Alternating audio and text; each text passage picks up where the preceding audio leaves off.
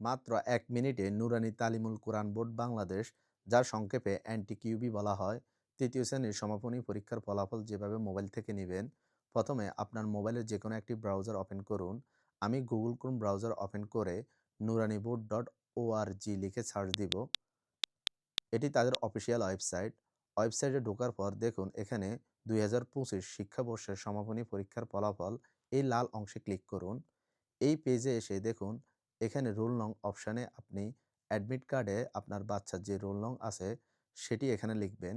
এরপর নিচে গাণিতিক ক্যাপচা বা অঙ্কভিত্তিক যাচাইকরণ অপশানে এসে এটি সবসময় পরিবর্তনশীল। আমার এখানে আসছে 10+9, এখানে যোগফল হবে 19। তো আপনার জন্য সাধারণত অন্য কোনো ডিজিট আসতে পারে, সেটা যোগও হতে পারে, বিয়োগও হতে পারে। জাস্ট আপনার যোগ হলে যোগফল, বিয়োগ হলে বিয়োগফল বসিয়ে দিবেন। এরপর সাবমিট অপশানে ক্লিক করবেন। দেখুন রেজাল্টটি পেয়ে গেছি।